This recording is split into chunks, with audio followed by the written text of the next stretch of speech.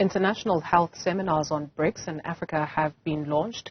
The first series will focus on malaria, which is still deadly on the continent. We're now joined by Anton Arendse, Numolux Group Chief Operations Officer, to take a look at the DNA of malaria in Africa. Thank you very much for your time, Anton, this afternoon. So what is it that is allowing malaria to thrive in 2023? We understand that the continent is home to 95% of all malaria cases and 96% of all malaria deaths. Good afternoon to you, Dudu.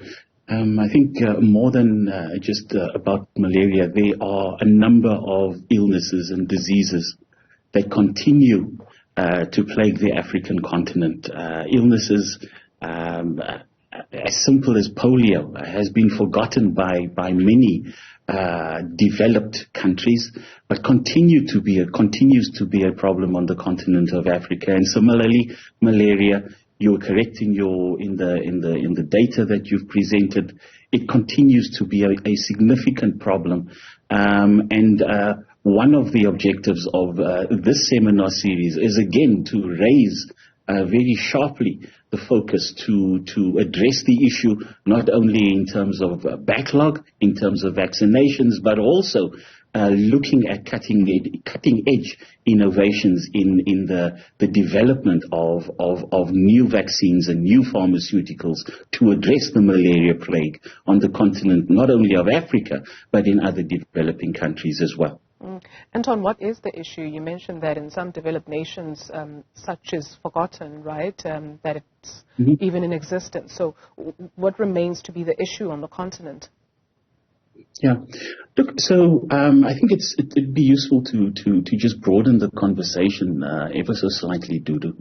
As you're aware, South Africa is the current chair of BRICS. And wherever South Africa has been the chair, it's always been about the African continent. It's happened in 2013, 2018, and no doubt this time round again, the partnership and the representation of Africa will be front and center on South Africa's BRICS agenda. Now, we're aware that there's been tremendous growth, economic growth within the BRICS community of countries, but healthcare spending has not kept pace with that growth. And in this regard, we know that BRICS leaders will again be looking at the Sustainable Development Goals and where they've fallen behind in meeting the 2030 agenda of the SDGs. And thus, we've created this platform where we are setting up a series of seminars which ultimately will talk to the sharing of information, looking at best practices, and presenting future health technology assessments and research to ensure cost-effective allocation and the use of limited resources which deal specifically with those illnesses and diseases that continue to plague the African continent. Anton, what is being done to capacitate researchers from the continent of Africa? I think a few days ago we were speaking to a professor on the channel from Stellenbosch University, if my memory serves me correctly, and he was bemoaning the research being done around climate change, that most of the research is not even being done, by people who come from the global south. It's people who come from the global north, and they come and they present this as for us to adopt, if you will, and run with it. And so what is being done to capacitate researchers on the continent to be able to do the right kind of research that speaks to the problems that are more nuanced on the continent than anywhere else? An absolute fortunate coincidence that you had cited the example. We've in fact taken the conversation or that intervention a little further.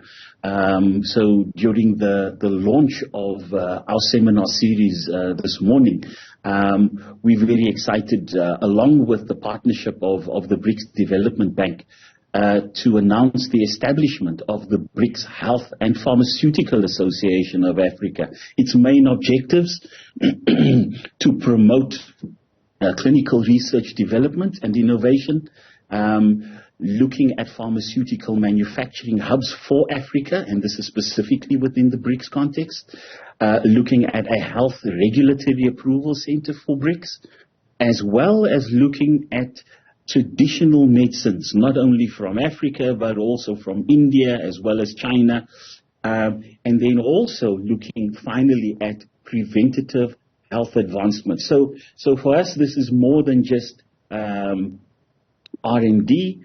We're really looking at, along with the intervention from the BRICS Development Bank, looking at investment into the full gambit of the pharmaceutical and medical equipment space, from R&D all the way through to manufacturing and distribution for and on the African continent.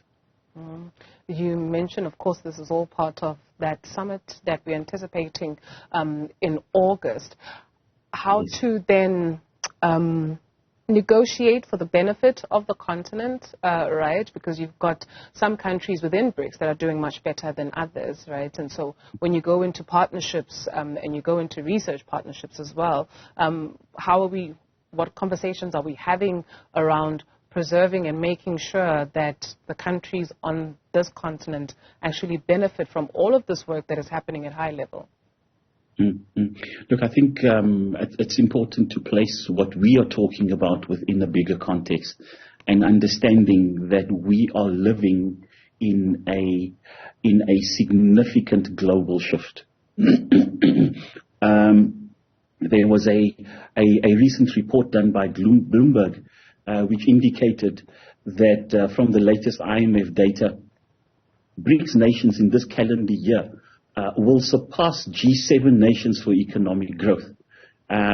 More specifically, these 5 countries will contribute more than 32% of the world's growth, compared to G7 nations, which will contribute 29%. And that figure is expected to grow beyond 35%. So one needs to understand that we are really, as BRICS countries, we are almost forced to fend and to take care of not only BRICS countries, but those living in the global south. And so there is a greater energy and a surgence for looking for expertise within this group of countries. And of course, we know that there are a number of countries that are looking to join with the existing BRICS community. So we are talking about a range of expertise in the area of research and development, of manufacturing, of regulatory approval, etc., etc. And all of this looking to deal with these various aspects in-house. When I say in-house, we're talking about within the BRICS family of countries. Anton Arendse, Numolux Group COO, thank you very much for your time this afternoon. Thank you.